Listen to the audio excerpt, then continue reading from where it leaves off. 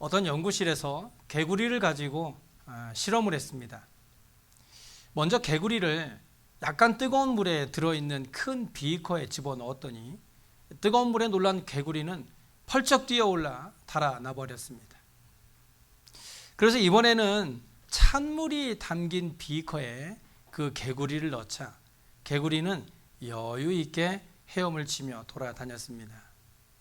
잠시 후 개구리가 어떤 반응을 보이는가 보려고 비커 밑에 램프를 켜놓고 1초에 0.01도씩 데워지도록 불꽃을 아주 작게 조절해 놓았습니다.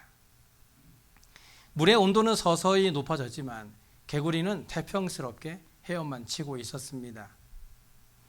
온도는 계속 0.01도씩 올라갔고 그렇게 서너 시간이 흘렀습니다. 과연 개구리는 어떻게 되었을까요? 그 개구리는 푹 삶아져서 하얀 배를 하늘로 향한 채 물 위에 둥둥 떠 있었습니다. 뜨거운 물에는 놀라서 도망을 치던 개구리가 찬물에서 시작해 물의 온도가 서서히 오르니까 자신이 삶아지고 있는지도 모르고 마냥 헤엄을 치고 있었던 것입니다. 우리는 모두가 세상 속에서 살고 있습니다. 어떻게 보면 세상이라는 물 속에서 헤엄을 치며 살고 있는 것이죠. 그런데 세상 속에 살면서 세상과 구별되지 못한 사람의 결과는 마치 뜨거운 물에 삶아져 버린 개구리와 같습니다. 처음에는 세상적인 것들을 전혀 느끼지 못하다가 결국 세상이 자기를 집어삼키는 줄도 모르고 세상 속에 삶아져 버리고 마는 인생들이 너무 많다는 것입니다. 예수님께서 이 땅에 오신 목적은 분명했습니다. 그 분명한 목적을 가지고 오신 예수님은 이 땅에 계시는 동안 12명의 제자들을 중심으로 모든 세상 사람들에게 구원함을 얻을 수 있는 방법에 대해서 가르쳐 주셨습니다. 그런데 우리가 알다시피 예수님의 가르침은 많이 있죠. 회개하라, 죄에서 떠나라, 하나님을 사랑하고 이웃을 사랑해라 등등의 많은 가르침을 우리에게 주셨습니다. 그런데 이런 가르침 중에 가장 중요한 가르침은 무엇일까요? 사람들은 보통 자신이 죽음에 이르게 되었다고 생각이 들 때 남은 사람들에게 가장 중요한 말을 하게 됩니다. 우리는 그것을 유언이라고 하죠. 그래서 누구든지 마지막 유언의 말을 하게 되면 그 남은 사람들은 그 사람의 마지막 말에 대해서만큼은 꼭 들어주려고 합니다. 왜냐하면 그만큼 그가 중요하다고 생각해서 말을 한 것이기 때문이죠. 그런데 오늘 본문의 말씀을 보시면 예수님도 마치 유언의 말씀과 같이 이제 십자가의 죽음을 앞두고 제자들과 마지막 시간을 함께 보내면서 최후의 만찬을 하고 제자들의 발을 씻겨주시면서 이 땅에서의 마지막을 보내고 계셨습니다. 그리고 자신이 십자가에 죽게 될 것이라는 말에 제자들이 두려워하자 제자들에게 마지막 고별 설교를 하게 되죠. 그리고 이제 오늘 본문 요한복음 17장 1절 시작에 예수께서 이 말씀을 하시고 눈을 들어 하늘을 우러러 기도하셨습니다. 마치 유언의 말씀과 같은 고별 설교를 마치신 예수님은 과연 어떤 기도를 하셨을까요? 여기 1절에 때가 이르렀다라는 말은요, 예수님께서 이제 십자가에 달려 죽으실 때가 되었다는 것입니다. 예수님은 자신이 죽을 때를 알고 계셨어요. 그리고 자신의 죽음이 하나님 아버지에게 영광이 된다는 것은 너무 잘 알고 계셨습니다. 예수님의 십자가에서의 죽음이야말로 이 세상을 향하신 하나님의 완전하신 사랑과 공의를 가장 잘 보여주시는 것이기 때문에 예수님은 고난의 십자가를 기꺼이 지셨을 뿐만 아니라 죽음으로 끝난 것이 아니라 결국 부활하심으로 자신에게도 영광이 된다는 사실을 잘 알고 계셨습니다. 그렇기 때문에 예수님은 이 땅에서의 마지막이 이제 얼마 남지 않았다라는 사실을 알고 제자들에게 마지막 설교를 하신 후에 이제 자신이 이 땅에서 온 목적과 사명을 이루심으로 인해서 하나님과 자신에게 영광이 돌려지도록 기도하신 것입니다. 그리고 2절을 보시면 아버지께서 아들에게 주신 모든 사람에게 영생을 주게 하시려고 만민을 다스리는 권세를 아들에게 주셨다라고 기도하심으로써 하나님께서 자신에게 만민을 다스리는 권세를 주신 것은 모든 사람에게 영생을 주시기 위한 것입니다 라고 말씀하셨습니다. 우리가 예수 그리스도를 믿음으로 영생을 얻게 된 것은 예수님께서 십자가에 죽으셨기 때문이죠. 예수님께서 우리를 다스리는 권세가 있었기 때문에 우리는 예수 그리스도를 통해서 영생을 얻을 수 있게 된 것입니다. 우리는 오늘 본문에 나오는 이 예수님의 기도를 통해서 우리 주님께서 십자가에 달려 죽으신 것이 그 당시 환경이나 상황에 의해서 어쩔 수 없이 선택하신 강요된 죽음이 아니다라는 사실을 알 수 있습니다. 예수님의 십자가의 죽으심은 분명하게 하나님의 영광을 위해, 그리고 자기 자신의 영광을 위해, 그리고 궁극적으로는 우리들의 영생을 위한 예수님의 자발적인 선택이었던 것입니다. 그래서 이 영생에 대해서 3절에 이렇게 얘기하죠. 영생은 곧 유일하신 참 하나님과 그가 보내신 자 예수 그리스도를 아는 것이다. 영생은 예수 그리스도를 아는 것인데, 여기 안다라는 말은요, 단순하게 지식적으로 안다라는 것만을 말하지 않습니다. 여기 안다라는 말이 헬라어로 기노스코라는 말인데요, 이 단어는 인식하다, 분별하다, 확인하다, 이해하다라는 의미를 가진 말로 우리가 머리로만 알고 있는 것을 넘어서서 주님을 체험적으로 알고 이해하고 있다라는 것을 말하는 겁니다.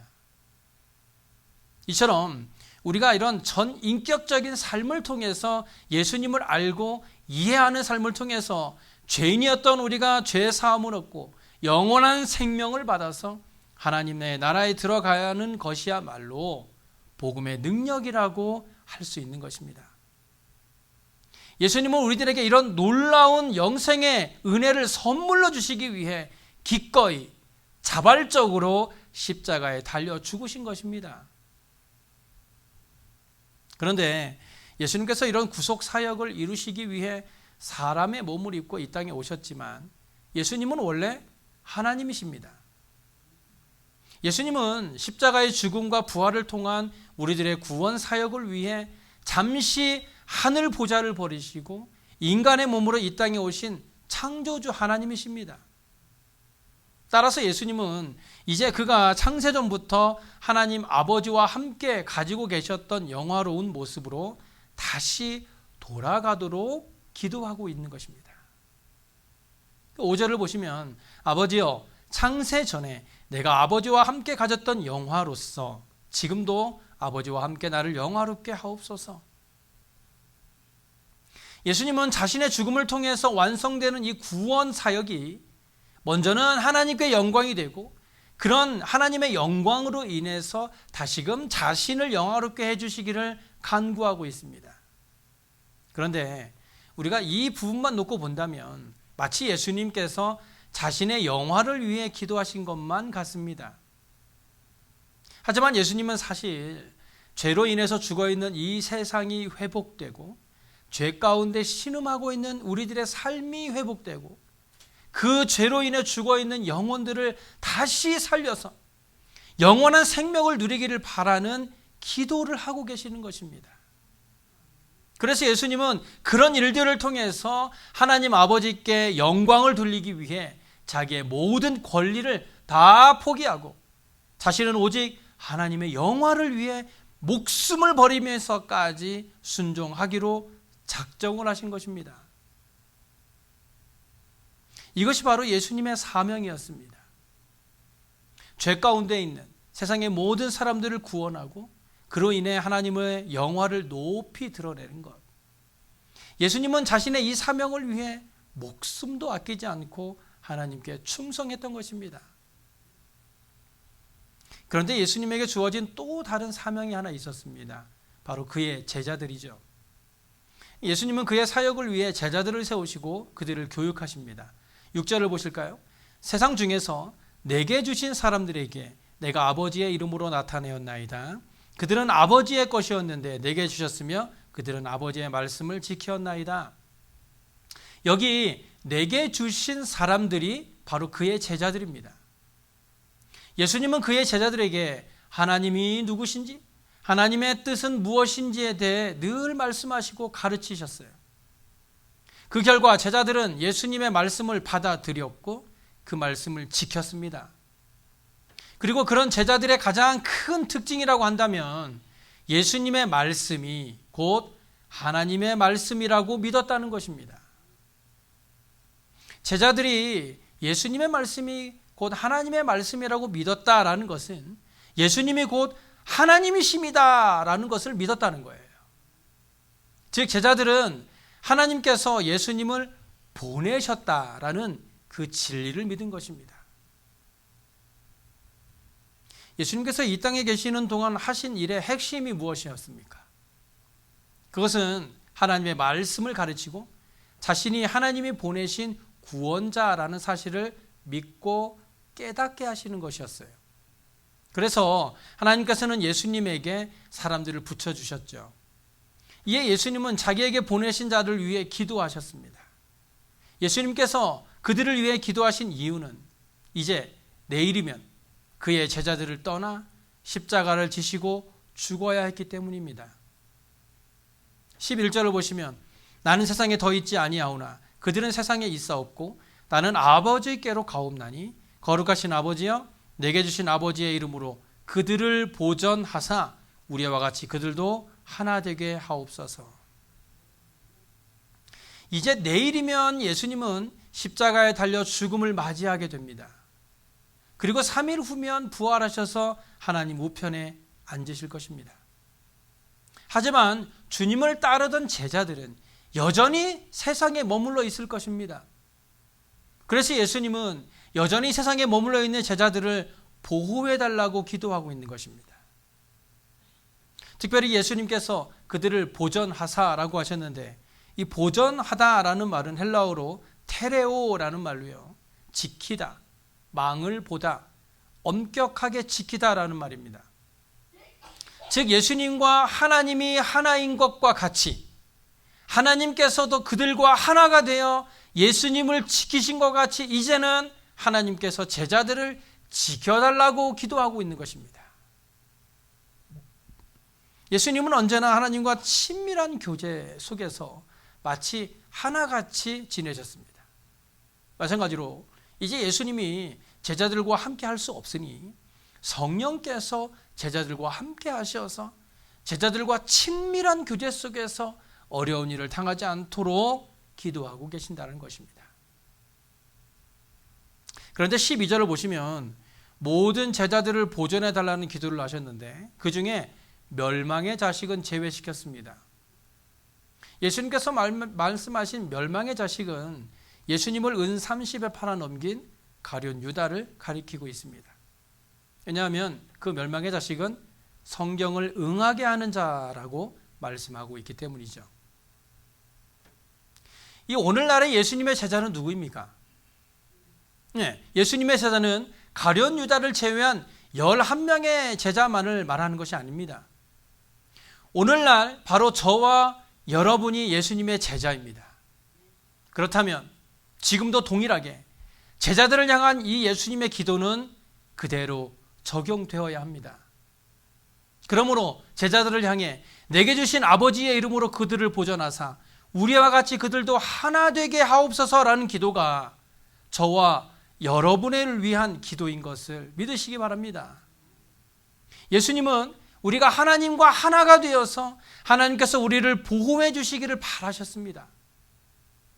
우리가 하나님과 하나가 된다는 것은 우리가 하나님을 영접하고 매일 매 시간 하나님과 교제의 삶을 살아간다는 것을 말합니다.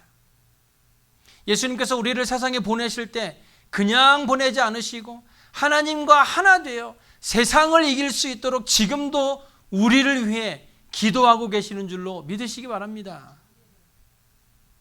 예수님은 세상을 사랑하셔서 세상을 구원하기 위해 이 땅에 오셨지만 세상은 예수님을 버렸습니다. 미워했어요. 하지만 예수님은 자기를 미워한 세상에 대해 서운해하지도 않으시고 실망하지도 않으셨습니다. 왜냐하면 그것을 이미 알고 계셨기 때문이죠. 본문 14절입니다. 내가 아버지의 말씀을 그들에게 주었사오매 세상이 그들을 미워하였사오니 이는 내가 세상에 속하지 아니함 같이 그들도 세상에 속하지 아니함으로 인함이니이다. 예수님께서 제자들을 위해 나아가 저와 여러분을 위해 이토록 간절하게 기도하신 이유는 세상이 자신을 미워해서 박해했던 것처럼 이제 자신을 따르는 제자들도 미워하고 박해할 것이다 라는 것을 알고 계셨기 때문입니다. 예수님은 그의 사명을 마치고 하늘로 올라가지만 그의 제자들은 여전히 세상에 남아 있어야 하기 때문에 예수님을 미워하던 사람들이 이제는 그의 제자들을 미워할 것이니 세상에 남아있는 제자들이 걱정되었던 것입니다. 즉 신앙이라는 것은 세상을 등지는 것이 아니라는 것입니다.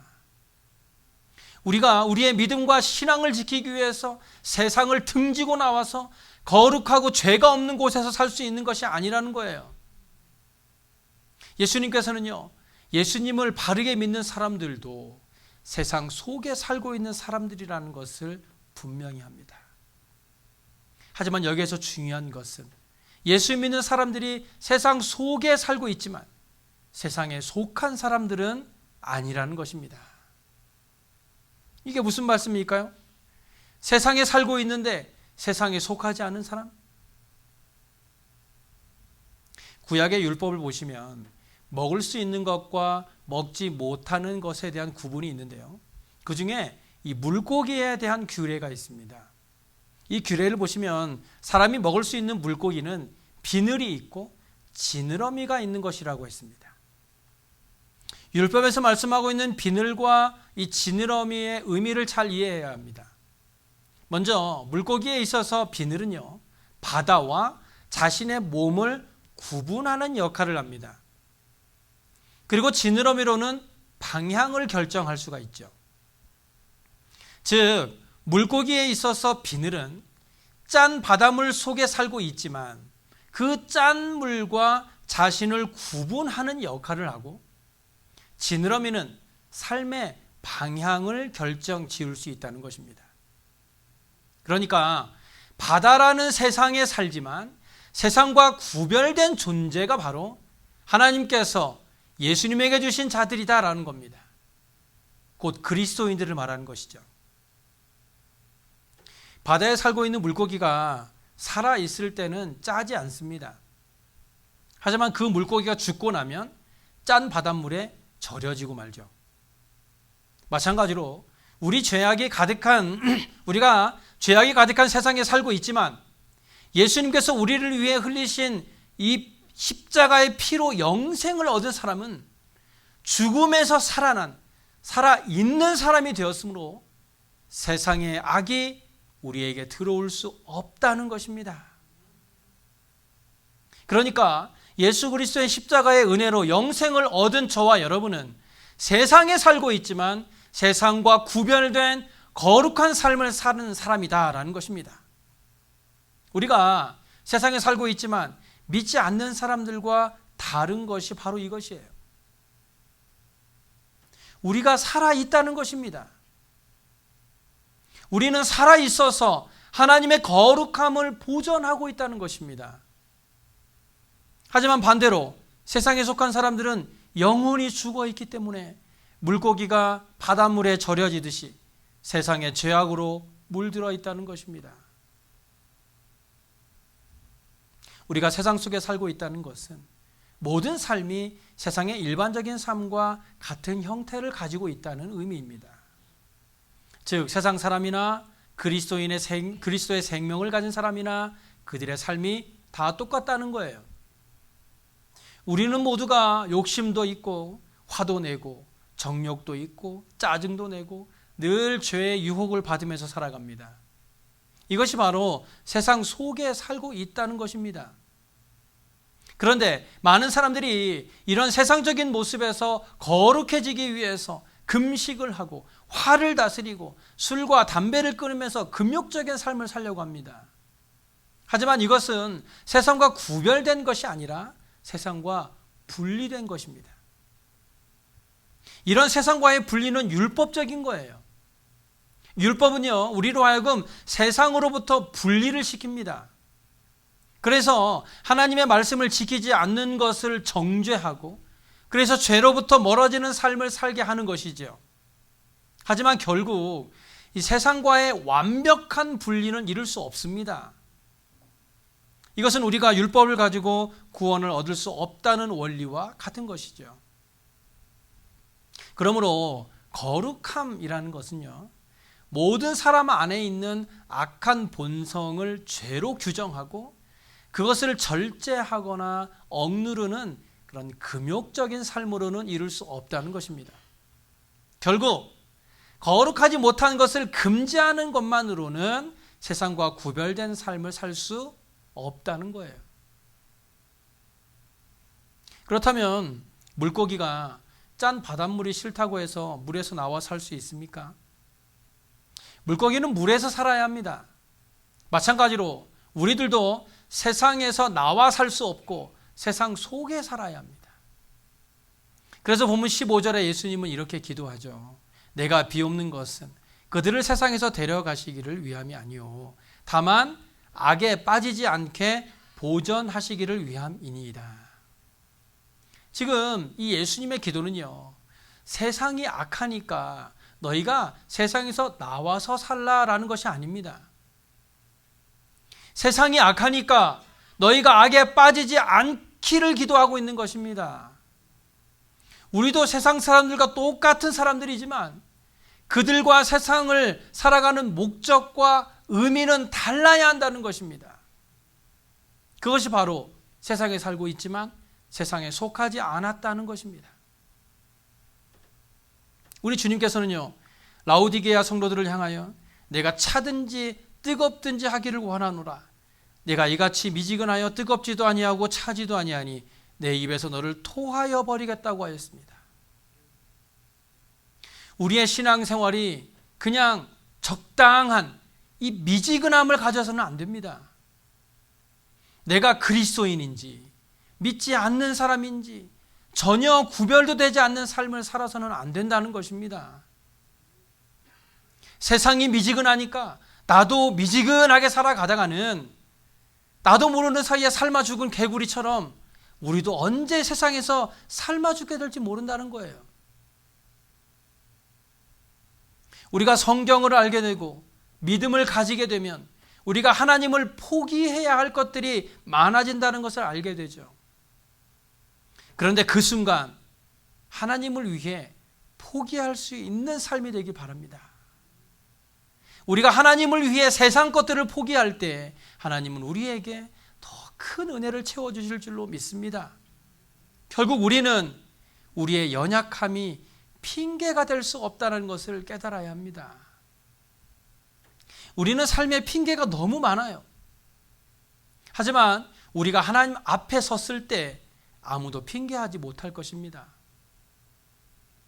그러므로 우리가 하나님께 기도할 수 있는 시간이 있을 때 우리는 하나님께 나의 믿음 없음을 도와주소서라고 기도해야 합니다.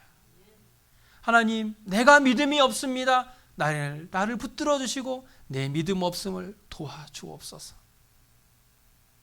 우리가 하나님께 거룩함을 위해 기도하며 우리의 연약함을 내어놓을 때 하나님께서 우리의 믿음이 세상을 이길 수 있도록 붙들어 주실 것입니다. 이것이 바로 세상에 속하지 않는 거룩함입니다. 이것을 사도 바울은 갈라디아서 6장 8절에 이렇게 말씀했어요. 자기의 육체를 위하여 심는 자는 육체로부터 썩어질 것을 거두고 성령을 위하여 심는 자는 성령으로부터 영생을 거두리라. 이 세상에 속한 사람들의 관심사는 오직 눈에 보이는 것들 뿐입니다. 그들은 영혼을 위해 살지 않고 순간을 위해 삽니다. 그래서 철저하게 자기 중심적인 삶을 살 수밖에 없죠. 하지만 하나님 나라에 속한 세상으로부터 구별된 백성은 하나님께 관심을 두고 이 순간을 위해 살지 않고 영원을 위해 삽니다. 그리고 하나님의 거룩함을 나타내기 위해 살아갑니다. 하나님의 거룩함이 무엇입니까? 본문 17절에 이렇게 얘기합니다. 그들을 진리로 거룩하게 하옵소서. 아버지의 말씀은 진리라고 말씀합니다. 즉 하나님의 말씀이 거룩함입니다. 우리의 삶에 하나님의 진리의 말씀이 드러날 때 거룩함을 나타낼 수 있다는 것입니다. 너무 가까이만 보지 마세요. 지금 당장에 주어지는 나의 이익만을 바라보며 하나님의 거룩함이 아닌 세상에 썩어질 것들을 취하는 어리석은 삶이 되지 않았으면 좋겠습니다. 하나님께서 저와 여러분을 이 땅에 보내시고 이제 예수 믿게 하셨다면 저와 여러분을 통해 분명 이루고자 하는 일들이 있을 줄로 믿습니다. 이 시간 하나님께서 저와 여러분에게 부여하신 귀한 사명을 바로 깨닫고 죄악된 세상으로 당당하게 나아가 하나님의 거룩함을 세상에 나타내는 저와 여러분의 삶이 되시길 간절히 소원합니다. 기도하겠습니다.